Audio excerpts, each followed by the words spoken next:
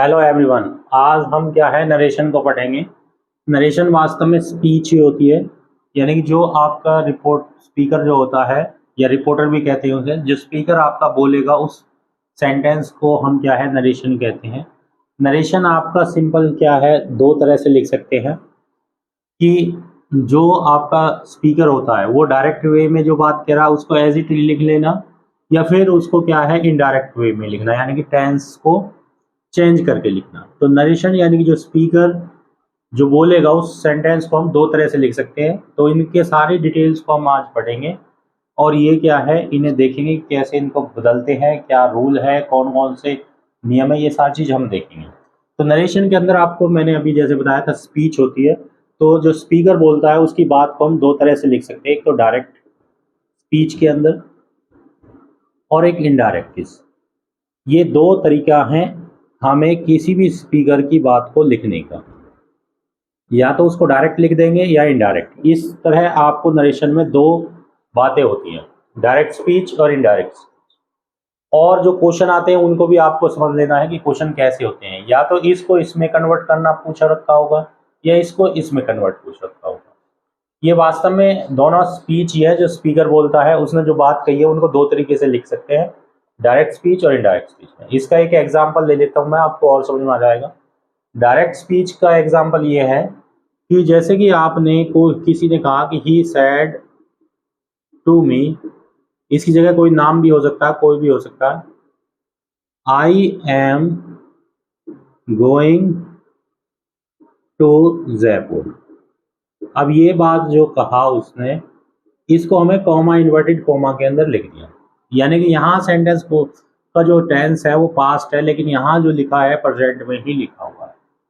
इसका मतलब है जैसा इसने कहा होगा उस बात को एज इट ही लिखा हुआ है, उसमें कोई टेंस में बदलाव नहीं किया गया। तो इस तरह अगर हम किसी भी स्पीकर की बात को एज इट लिख देते हैं तो उसे हम क्या कहते हैं, डायरेक्ट स्पीच कहते हैं। एज इट लिखने के लिए हमें कॉमा इन्वर्टेड कॉमा लिखने पड़ेंगे। कॉमा इन्वर्टेड कॉमा का मतलब ये है कि जैसा भी उसने कहा होगा उसका टेंस वैसा ही रहेगा, उसके टेंस को हम कोई बदलाव नहीं करेंगे। तो ये तो हमारी डायरेक्ट स्पीच होती है। लेकिन अगर हम इसके टेंस को बदलकर उसकी बात को कहें, स्पीकर की बात को कहें, तो वो इनडायरेक्ट स्पीच होती है। अगर मैं इसका इनडायरेक्ट बनाऊं तो इसका इनडायरेक्ट ये होगा, he told me that he was going to Jaipur. अब ये इसका टेंस बदल गया है, यहाँ पे ये आपके कॉमा इन्वर्टेड कॉमा भी हट गए हैं और टेंस भी बदल गया है, यानी कि he told me that he was going to Jaipur. अब ये जो इस तरह की जो हम टेंस बदल के लिखते हैं उसकी बात को, स्पीकर का ये जो यहाँ पे स्पीकर था ही, यहाँ उसकी बात हमने पास्ट में कन्वर्ट कर दी है, यहाँ पे उसकी बात प्रेजेंट में ऐसे ही लिखी हुई थी जैसा उसने बोला था। तो जो इस तरह हम इसका टेंस बदल के लिखते हैं उसे हम इनडायरेक्ट स्पीच कहते हैं। वास्तव में नरेशन स्पीच ही होती है, या फिर आपका क्या है कथन कह सकते हैं हिंदी में, कि जो आपका रिपोर्टर, इसको रिपोर्टर भी बोल देते हैं वक्ता को, और आपका स्पीकर भी बोल देते हैं, कि जो स्पीकर जो बात कहता है उसकी बात क्या है, आप कैसे लिख रहे हो, उसको ही हम क्या है डायरेक्ट और इनडायरेक्ट में कहते हैं। अगर सेम ऐसे ही लिख रहे हो तो डायरेक्ट स्पीच कहलाएगी, अगर उसका टेंस बदल के लिख रहे हो तो इनडायरेक्ट स्पीच। अब क्वेश्चन जो आते हैं इसको इसमें कन्वर्ट करना आता है या इसको इसमें कन्वर्ट करना आता है, लेकिन ये सारे रूल के अंदर होते हैं, कैसे हम कन्वर्ट करते हैं कैसे नहीं करते हैं, ये सारे रूल आज हम समझेंगे और स्टेप वाइज इसको क्लियर करेंगे। बेसिक चीज सारी क्लियर कर लेंगे आज इस वीडियो में। तो आपको पता होना चाहिए नरेशन में दो तरह के स्पीच होंगे, डायरेक्ट या इनडायरेक्ट स्पीच। अब इससे पहले कि मैं इनका रूल बताऊंगी आपको कन्वर्ट कैसे करने होते हैं, उससे पहले कुछ बेसिक चीज़ों के बारे में आपको पता होना चाहिए। देखिए इसमें दो चीज़ और होती है डायरेक्ट स्पीच के अंदर। जो पहला पोर्शन ये देख रहे हो आप, आगे वाला पोर्शन, ये एक अलग सेंटेंस है और ये एक अलग सेंटेंस है। तो इस वाले को हम कहते हैं रिपोर्टेड वर्ब, या रिपोर्टिंग वर्ब कह लो या रिपोर्टेड वर्ब, एक ही बात है। ये वर्ब है हमारा, और जो ये यहाँ इधर वाला होता है ये रिपोर्टेड स्पीच कहलाती है। ठीक है, इस तरह ये वर्ब है हमारी जो स्पीकर यूज कर रहा है, और ये क्या है, स्पीच है जो उसने कहा था। इस तरह हमारी क्या है, इस डायरेक्ट स्पीच को दो भागों में बांट देते हैं, रिपोर्टेड वर्ब और रिपोर्टेड स्पीच। अब इन्हीं दोनों में क्या होते हैं, बदलाव होते हैं। आपको ये ध्यान रखना है कि इन दोनों के अंदर बदलाव होते हैं।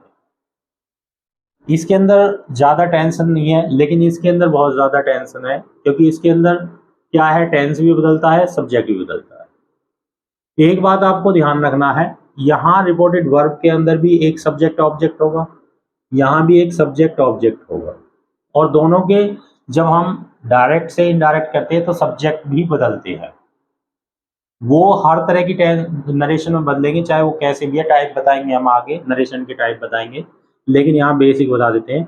इसके जो सब्जेक्ट ऑब्जेक्ट है वो तो चेंज नहीं होते हैं, लेकिन इसके सब्जेक्ट ऑब्जेक्ट दोनों ही चेंज होंगे। किसके अकॉर्डिंग, इसके अकॉर्डिंग होंगे। ये बात आपको ध्यान रखना कि रिपोर्टिंग वर्ब में जो बदलाव होगा ये, वो तो केवल बीच वाला जो वर्ब होगी उसी में बदलाव होगा, सब्जेक्ट ऑब्जेक्ट में कोई बदलाव नहीं होगा।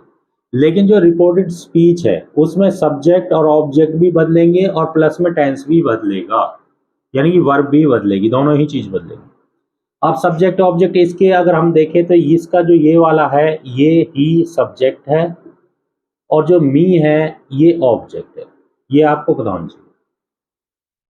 कई बार क्या है, रिपोर्टेड वर्ब में ऑब्जेक्ट नहीं दिया होता तो उसे हम कंसीडर कर भी लेते हैं, और जरूरी भी नहीं है कि कंसीडर नहीं करें। तो यहाँ भी आपको ये समझ में आना चाहिए कि भाई इसका ऑब्जेक्ट कई बार दे रखा होता, कई बार नहीं दे रखा होता।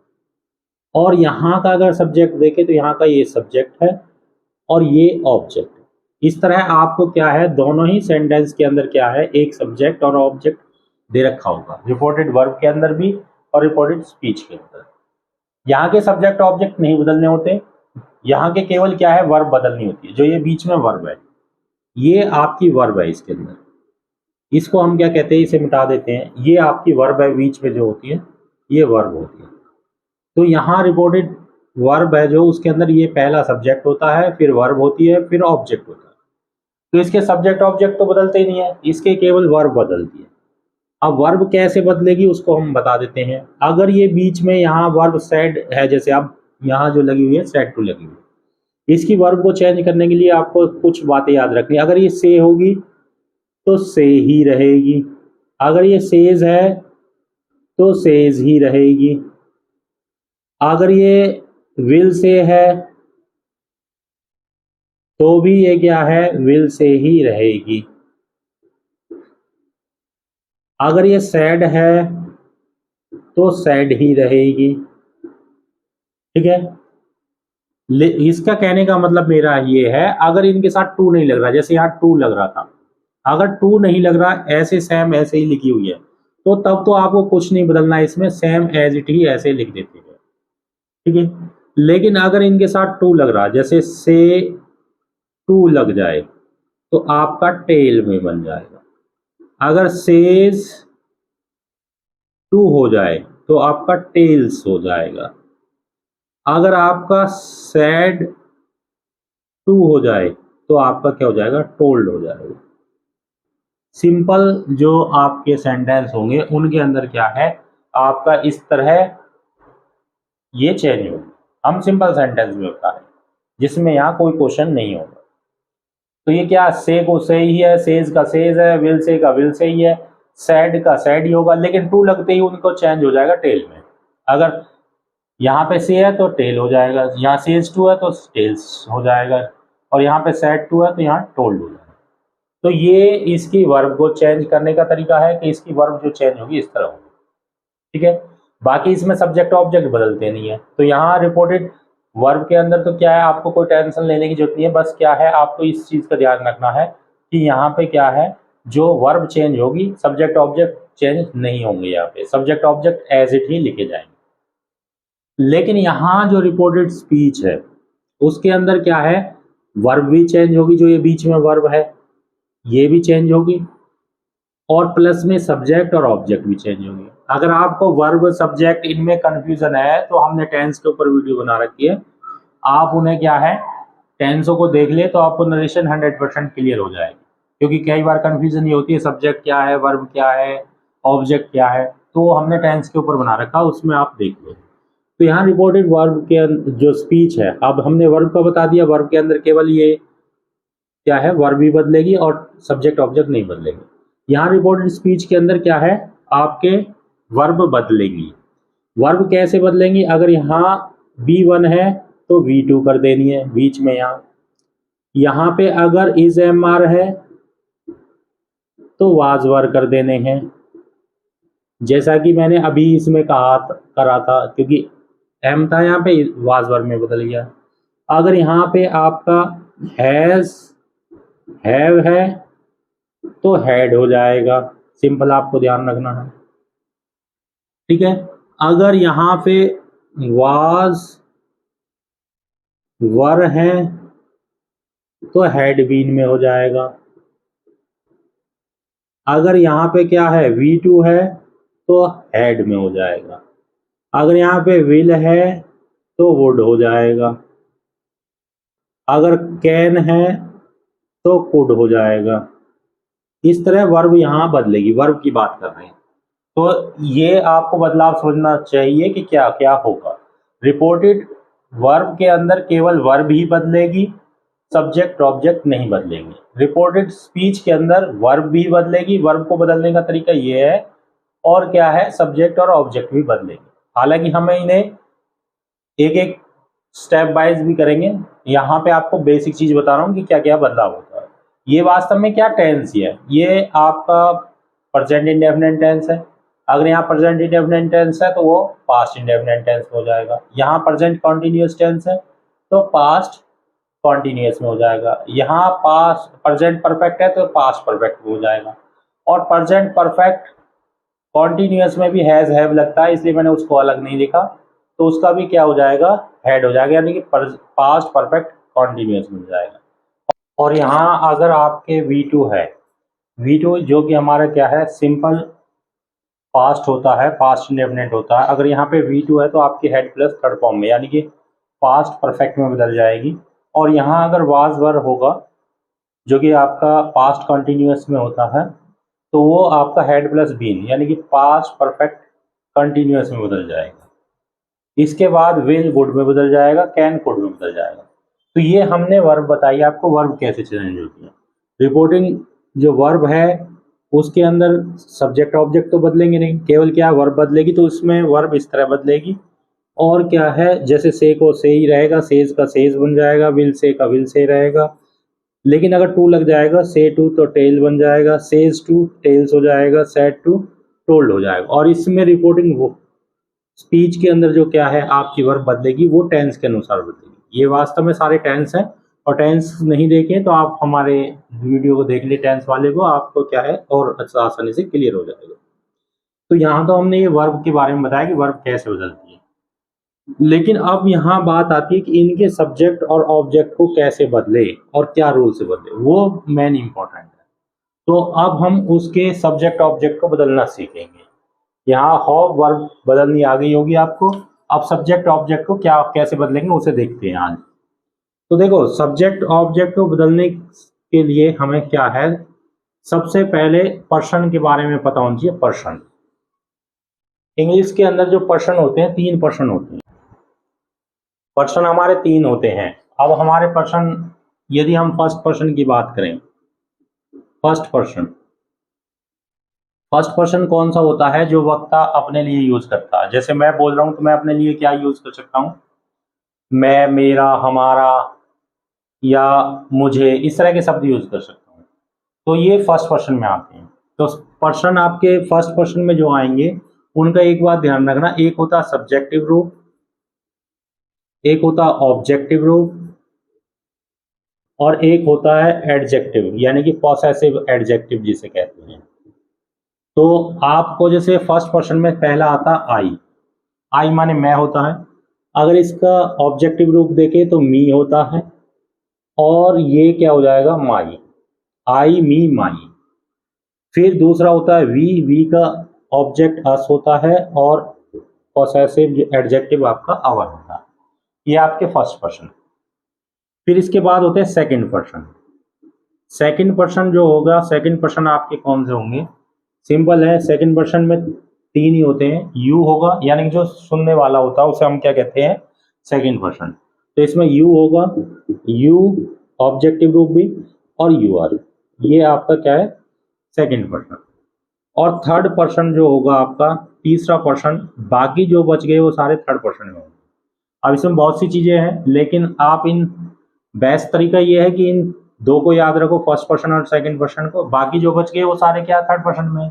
लेकिन फिर भी आपको कुछ को याद रखना है, कुछ मैं लिख देता हूं, जैसे कि ही का जो होगा आपका हिम, हेज, ठीक है। सी का हर, इससे।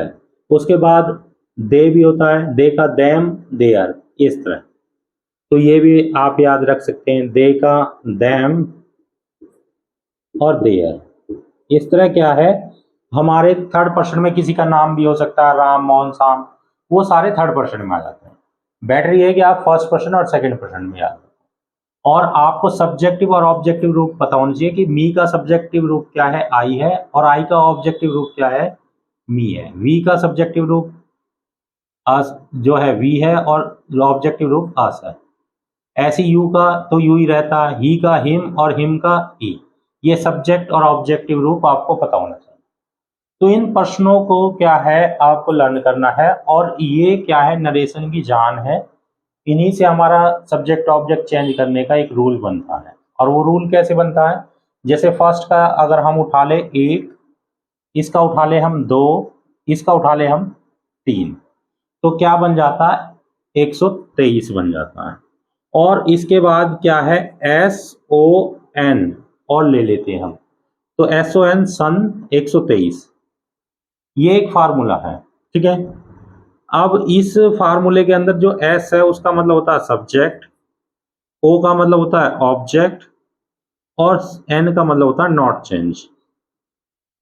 अब ये फार्मूला कैसे अप्लाई होता है वो हम एग्जांपल लेके चलेंगे, तब आपको बताएंगे। तो पहले आपको ये ध्यान रखना है कि जो 123 के अंदर एक क्या होगा? फर्स्ट पर्सन, ये वाले।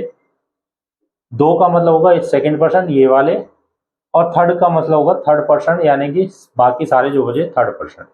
और S फॉर सब्जेक्ट है, O फॉर ऑब्जेक्ट है, N फॉर नॉट चेंज। तो इन्हें हम देखते हैं कैसे चेंज करेंगे। इसके लिए मैं एक एग्जांपल ले लेता हूँ, क्योंकि एग्जाम्पल से आपको अच्छे ढंग से समझ में आ जाएगा। तीनों को एक एग्जाम्पल ले लेते हैं, फिर आपको समझ में आ जाएगा। देखिए हमारे को अब क्या है, SON 123 को इलेबोरेट करना है, जो कि क्या है? मेन फार्मूला है। ये नरेशन की जड़ है। अगर ये आपको आता है तो सब कुछ आप नरेशन कर सकते हैं। जैसे कि हमारा पहला एक सेंटेंस ले लिया, he said to me I am going to Jaipur. ये सेंटेंस हमने अभी लिया है, उसी को ले लिया मैंने, ठीक है। अब दूसरा एक और सेंटेंस ले लेते हैं, जैसे कि he said to me you are going to Jaipur, ठीक है।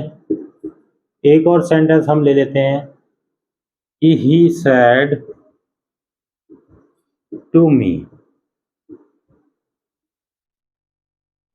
राम, कोई भी ले लो, किसी का नाम ले लो या कुछ और ले लो। राम इज, या ही सी इट भी ले सकते हैं, Ram is going to Jaipur. अब इनके सब्जेक्ट ऑब्जेक्ट कैसे बदलेंगे और वर्ब कैसे बदलेंगे वो हम देखते हैं। देखिए वर्ब को बदलना हमने बताया था, यहाँ रिपोर्टिंग वर्ब के अंदर केवल यही बदलती है, ये तो बदलते नहीं है सब्जेक्ट ऑब्जेक्ट। तो सेड टू किस में बदलना बताया था? टोल्ड में। तो यहाँ तो यही बदलाव होगा, ही टोल्ड, ये डायरेक्ट है। ये पहले जो सेंटेंस लिखे हमने डायरेक्ट है, ये सारे ये डायरेक्ट हैं, और इनका इनडायरेक्ट हम बनाएंगे, तो कैसे बनाएंगे वो बता रहे हैं।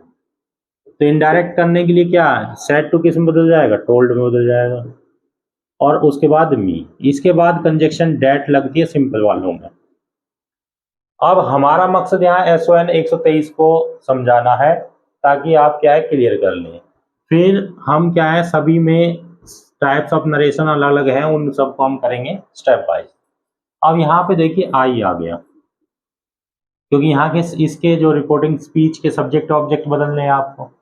अब यहाँ आई आ गया, तो आई क्या, फर्स्ट पर्सन। अब फर्स्ट पर्सन जो के ऊपर क्या लिख रहा है, एस लिख रहा है, एस फॉर सब्जेक्ट। यानी कि जो इसका यहाँ अगर फर्स्ट पर्सन आ जाता है तो ये रिपोर्टिंग वर्ब के सब्जेक्ट में बदल जाता है। तो इसका सब्जेक्ट क्या है यहाँ पे, ही है, तो यहाँ आई की जगह पे क्या हो जाएगा, ही। फिर इस एम आर को वाज वर्ब में बताया था, तो यहाँ आ जाएगा वाज। तो he told me that he was going to Jaipur, ये हो जाएगा। बहुत आसान है, अगर आप रूल से चलोगे तो बहुत आसान है, ठीक है। क्योंकि यहाँ ही क्यों आया ये आपको पता होना चाहिए, क्योंकि यहाँ आई था और आई क्या, फर्स्ट पर्सन।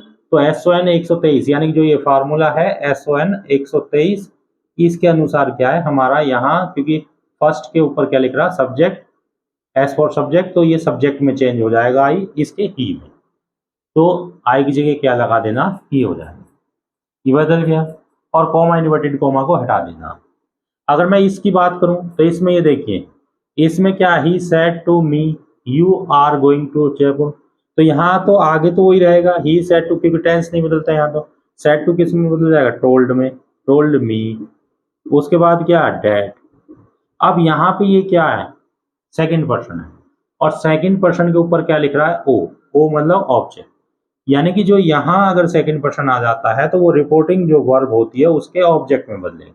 अब ऑब्जेक्ट क्या है इसका, मी है, लेकिन मी का जो, क्योंकि ये सब्जेक्ट है, तो मी का जो सब्जेक्टिव रूप हमने क्या बताया था, आई, क्योंकि आई का मी और वी का अस, इस तरह बताया। तो आई का, मी का यहाँ क्या आ जाएगा, सब्जेक्टिव रूप आई, ठीक है। तो यहाँ हो जाएगा ही टोल्ड मी डैट आई, ठीक है। ये थोड़ा सा आप कर देते हैं ताकि आपको समझ, ही टोल्ड मी डैट आई, और फिर इसे हम किस में बदल जाएंगे, was, I was going to Jaipur, ये हो जाएगा, ठीक है।